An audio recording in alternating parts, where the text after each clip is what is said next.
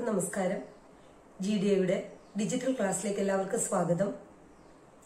ഇത് വോളിയം 14 ആണ്. കഴിഞ്ഞ വോളിയം 13 വോളിയംസും എല്ലാവരും കണ്ടു. അതിന്റെ നോട്ട് പ്രിപ്പയർ ചെയ്തെന്ന് കരുതുന്നു. വോളിയം 14ന്റെ ടോപ്പിക് ബയോമെഡിക്കൽ വേസ്റ്റ് മാനേജ്മെന്റ് എന്നുള്ളതാണ്. എന്താണ് ബയോമെഡിക്കൽ വേസ്റ്റ് എന്നും അതെങ്ങനെയാണ് നമ്മൾ മാനേജ് ചെയ്യേണ്ടതെന്നുള്ളതാണ് ഇന്നത്തെ ക്ലാസ്സിൽ നമ്മൾ കൈകാര്യം ചെയ്യുന്നത്. Biomedical waste management. Subtopics: Definition of biomedical waste, Importance of biomedical waste management, Routes of transmission of infections in hospitals, Sources of biomedical waste, Categories of biomedical waste, Biomedical waste management process, and Hospital waste management committee. Definition of biomedical waste: any waste which is generated during the diagnosis, treatment, or immunization of human beings or animals, or in research activities pertaining thereto, or in the production or testing of biological.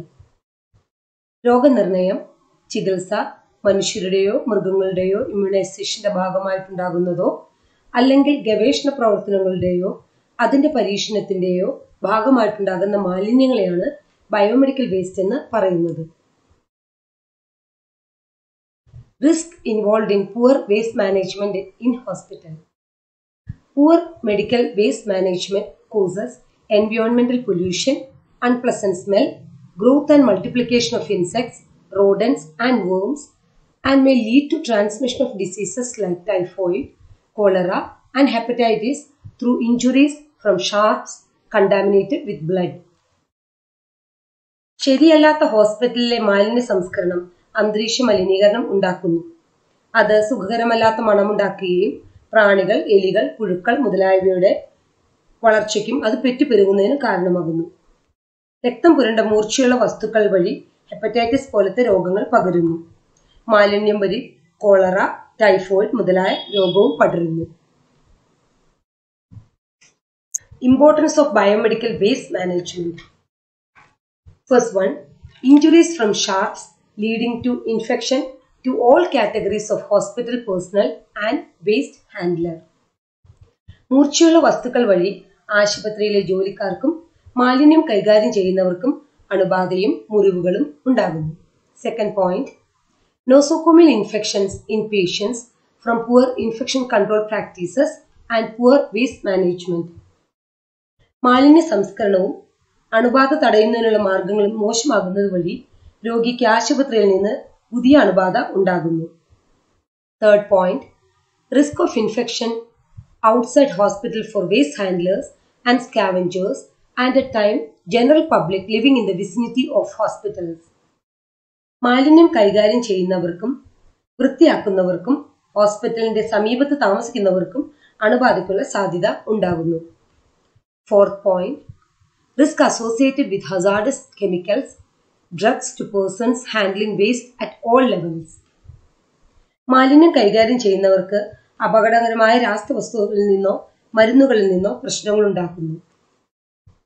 Fifth point, disposable being repacked and sold by unscrupulous elements without even being washed. ഒരിക്കൽ മാത്രം ഉപയോഗിക്കാവുന്ന വസ്തുക്കൾ വൃത്തിയാക്കുക പോലും ചെയ്യാതെ വീണ്ടും pack ചെയ്ത് വിൽക്കപ്പെടുന്നു. Sixth point, drugs which have been disposed of being repacked and sold off to unsuspecting buyers. നീക്കം ചെയ്ത മരുന്നുകൾ വീണ്ടും പാക്ക് ചെയ്ത് വിപണിയിൽ എത്തിക്കപ്പെടുന്നു. Seventh point, risk of air, water and soil pollution directly due to waste or due to defective incineration emissions and ash. മാലിന്യം ശരിയായി കത്തിച്ചു കളയാത്തതും ചാരവും മറ്റു മൂലം വായു, ജലം, മണ്ണ് മലിനമാക്കപ്പെടുന്നു. Role of biomedical waste management in environment protection.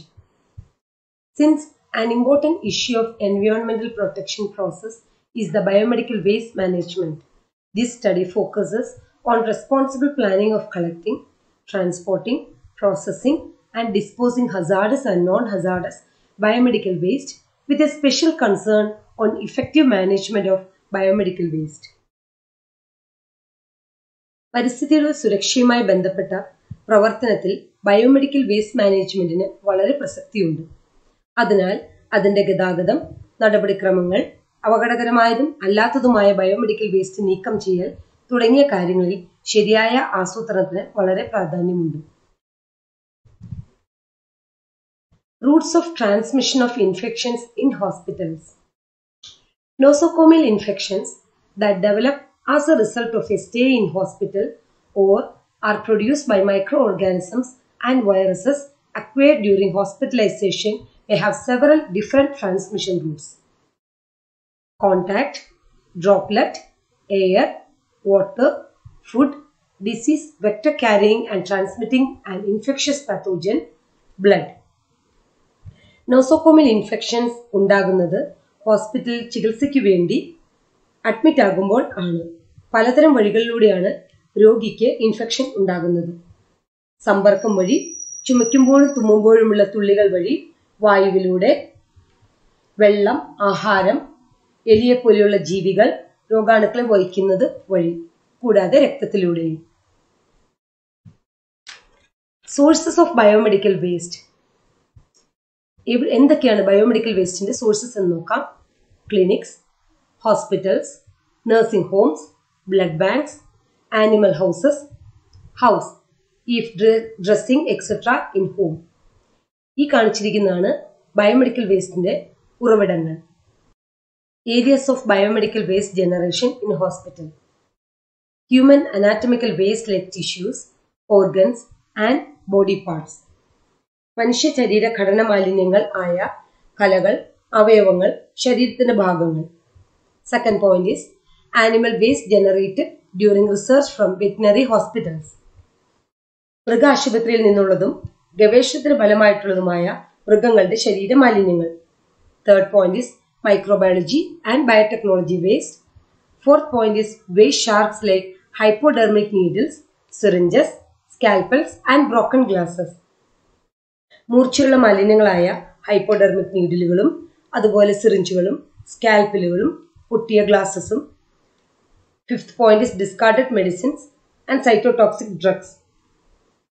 ഉപേക്ഷിച്ച മരുന്നുകളും അതുപോലെ കോശങ്ങളെ ബാധിക്കുന്ന തരം മരുന്നുകളുമാണ് fifth point. Method of disposing of microbiological and biotechnological waste in hospital.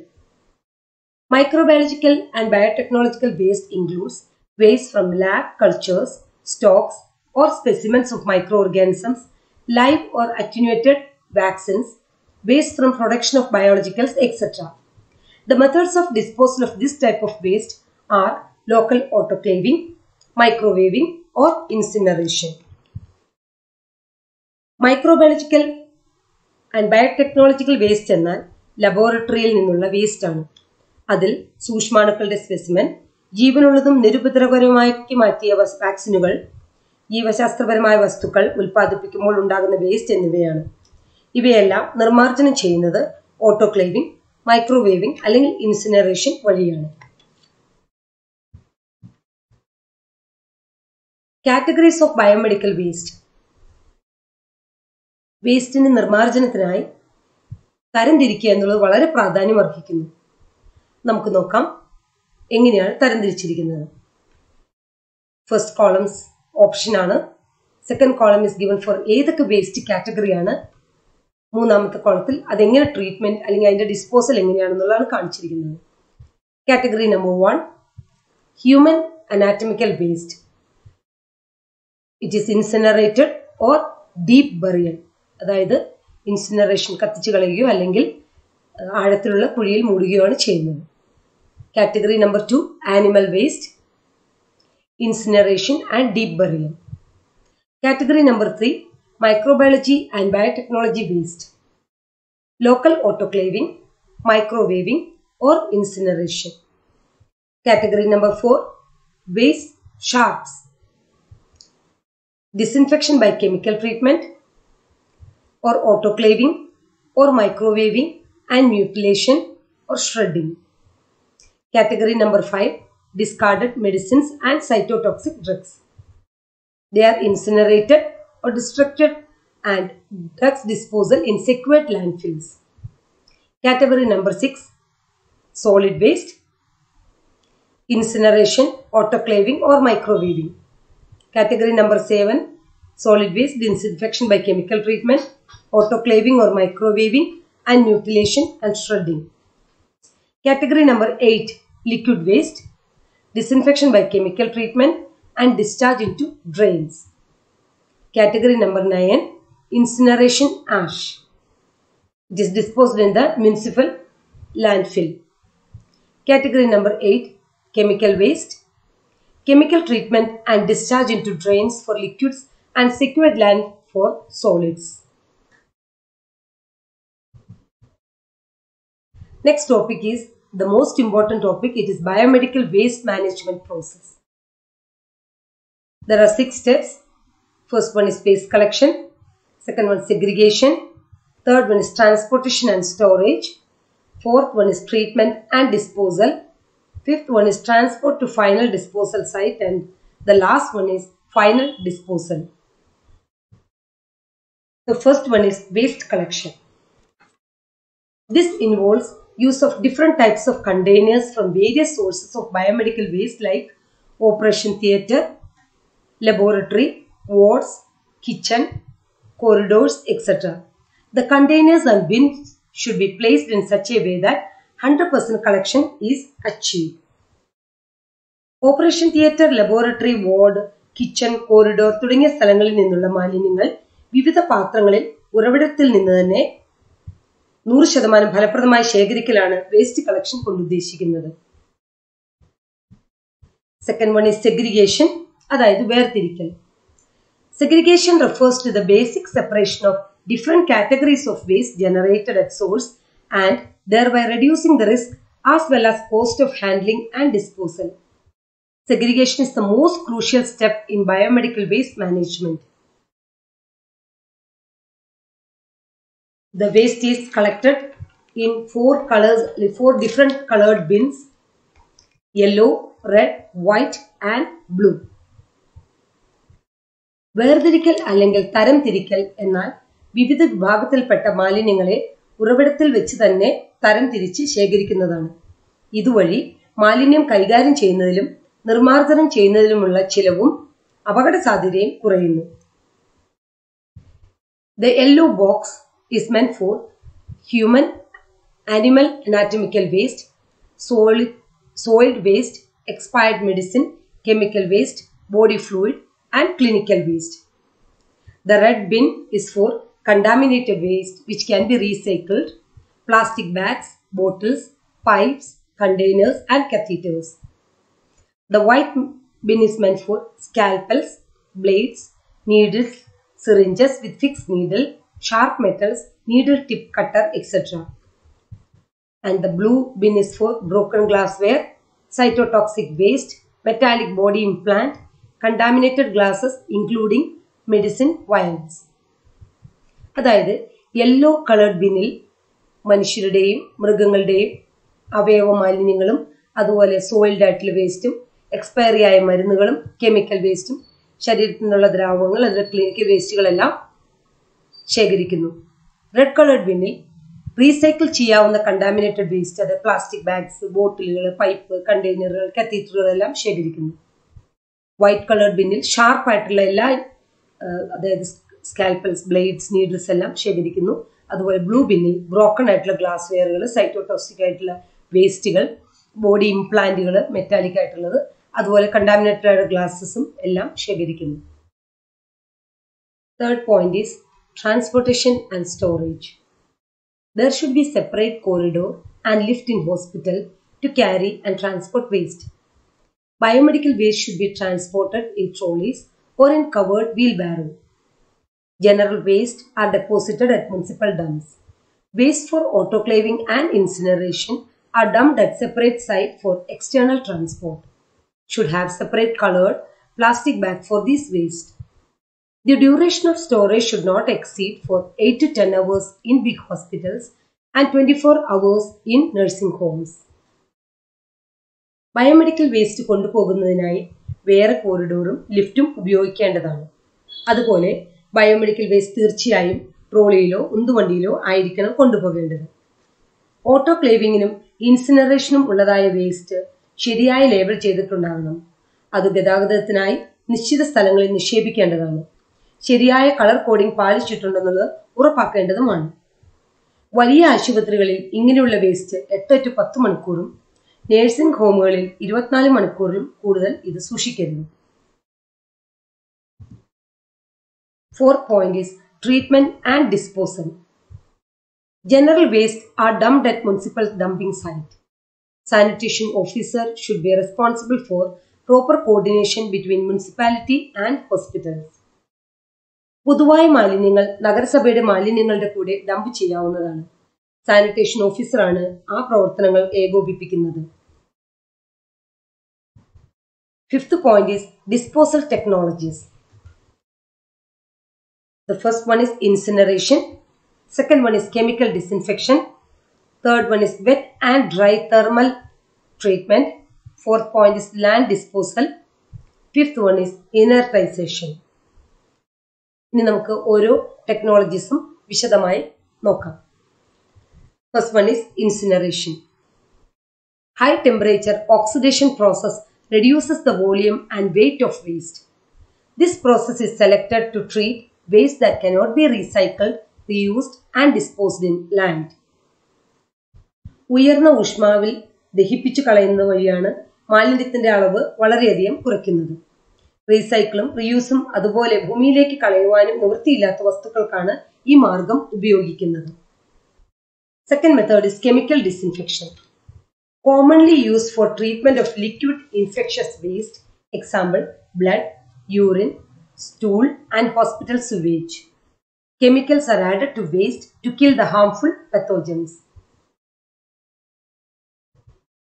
ദ്രാവക രൂപത്തിലുള്ള രോഗം പരത്തുന്ന വേസ്റ്റ് ആയ ബ്ലഡ്, യൂറിൻ, സ്റ്റൂൾ മുതലായവയാണ് ഈ മാർഗം ഉപയോഗിക്കുന്നത്. ഈ വേസ്റ്റിലേക്ക് രാസപദാർത്ഥങ്ങൾ ഇടുന്നത് വഴി രോഗാണുക്കൾ കൊല്ലപ്പെടുന്നു അല്ലെങ്കിൽ നിർവീര്യമാക്കപ്പെടുന്നു. Third method is wet and dry thermal treatment.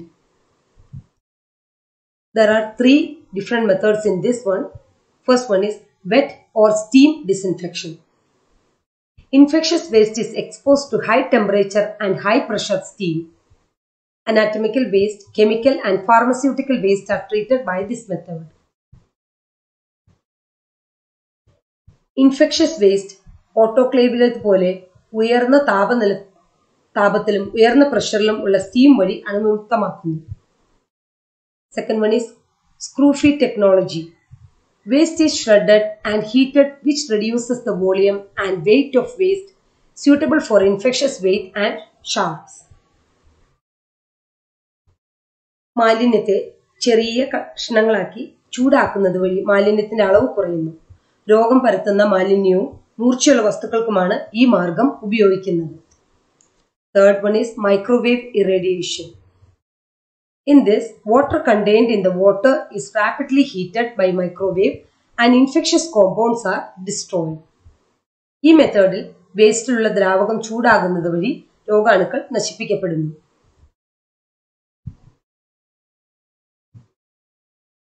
Fourth point is land disposal. In this, there are 2 methods: open dumps, that is but risky for the public. Second one is sanitary landfills.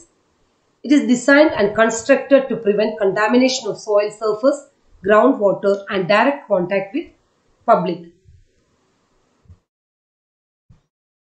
ഇതുവഴി മണ്ണും വെള്ളവും മലിനമാകുന്നത് തടയുകയും പൊതുജനങ്ങൾക്ക് ബുദ്ധിമുട്ടുണ്ടാകാതെ ഇരിക്കുകയും ചെയ്യുന്നു. Fifth one is inertization. Process of mixing waste with cement and other substances before disposal in order to minimize the risk of toxic substances migrating into surface and groundwater. ഈ മാർഗത്തിൽ മാലിന്യത്തെ സിമന്റും മറ്റു വസ്തുക്കളുമായി മിക്സ് ചെയ്യുന്നത് വഴി വെള്ളത്തെ മലിനമാക്കുന്നത് തടയുന്നു. The fifth one in the biomedical waste management process is transport to final disposal site. Special vehicles must be used so as to prevent access to and direct contact with public. The transport containers should be properly enclosed. It should also be possible to wash the interior of the containers thoroughly. Before transporting The bag containing biomedical waste, it should be accompanied with a signed document by nurse or doctor mentioning date, shift, quantity and destination. Biomedical വേസ്റ്റിന്റെ ഗതാഗതത്തിനായി പൊതുജനവുമായി സമ്പർക്കം വരുവാൻ സാധ്യതയില്ലാത്ത തരം വാഹനം ആണ് ഉപയോഗിക്കേണ്ടത്. ഉപയോഗശേഷം വാഹനവും കണ്ടെയ്നറും നന്നായി കഴുകേണ്ടതാണ്. എല്ലാ കണ്ടെയ്നേഴ്സിനെയും കൂടെ ഡേറ്റ്, ഷിഫ്റ്റ്, അളവ്, ലക്ഷ്യസ്ഥാനം എന്നിവ ഡോക്ടർ അല്ലെങ്കിൽ നഴ്സിന്റെയോ സിഗ്നേച്ചർ അടങ്ങിയ രേഖകൾ ഉണ്ടായിരിക്കേണ്ടതുമാണ്. The last point is final disposal. The biomedical waste is finally transported and disposed in the common biomedical waste treatment facility, that is CBWTF. In Kerala, it is in Palakkad. Biomedical വേസ്റ്റിന്റെ അവസാന നിർമ്മാർജ്ജനത്തിനായി common biomedical waste treatment ഫെസിലിറ്റിയിലേക്ക് അയക്കുന്നു. കേരളത്തിൽ അതിനുള്ള plant Palakkad ആണ്. Functions of Hospital Waste Management Committee. The Waste Management Committee is a designated body at the hospital to oversee that the standards and regulations of medical waste management are being met and followed. They conduct training programs for medical professional, nursing professional, general duty assistant and the staff on biomedical waste management. Waste management committee ആണ് ഹോസ്പിറ്റലിലെ biomedical waste മാനേജ്മെന്റിനെ കുറിച്ചുള്ള മാനദണ്ഡങ്ങളും ചട്ടങ്ങളും പാലിക്കപ്പെടുന്നുണ്ട് എന്ന് ഉറപ്പുവരുത്തുവാൻ നിയുക്തരായവർ. കൂടാതെ ഹോസ്പിറ്റലിലെ മെഡിക്കൽ, നഴ്സിംഗ്, പാരാമെഡിക്കൽ സ്റ്റാഫിന് ബയോമെഡിക്കൽ വേസ്റ്റ് മാനേജ്മെന്റിനെ സംബന്ധിച്ച് ട്രെയിനിങ് നൽകുന്നു. Duties of medical superintendent in biomedical waste management. The overall responsibility of medical superintendent or director is to implement the guidelines for hospital waste management and ensure that waste is handled without any adverse effect to human health and environment. He or she is responsible for submitting an annual report on biomedical waste management. Medical director അല്ലെങ്കിൽ superintendent biomedical waste മാനേജ്മെന്റുമായി ബന്ധപ്പെട്ട മാർഗനിർദ്ദേശങ്ങൾ നടപ്പിലാക്കുന്നു. കൂടാതെ biomedical waste കൈകാര്യം ചെയ്യുന്നവർക്കും പൊതുജനത്തിനും പരിസ്ഥിതിക്കും ദോഷമുണ്ടാകുന്നില്ല എന്ന് ഉറപ്പാക്കുന്നു. ഹോസ്പിറ്റലിലെ ബയോമെഡിക്കൽ വേസ്റ്റ് മാനേജ്മെന്റിനെ കുറിച്ച് വാർഷിക റിപ്പോർട്ട് നൽകുക എന്നുള്ളതും മെഡിക്കൽ സൂപ്രണ്ടന്റിന്റെ ഉത്തരവാദിത്തമാണ്. ബയോമെഡിക്കൽ വേസ്റ്റ് മാനേജ്മെന്റിനെ കുറിച്ച് നിങ്ങൾക്കെല്ലാം മനസ്സിലായി എന്ന് കരുതുന്നു. ഇനി ഞാൻ കുറച്ച് അസൈൻമെന്റ്സ് തരാം. First one is define biomedical waste. Second one is write a short note on sources of biomedical waste. Third one is what is the importance of biomedical waste management.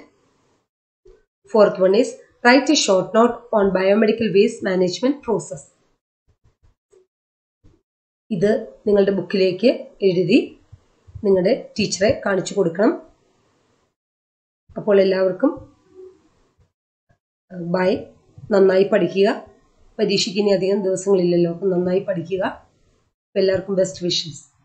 Thank you.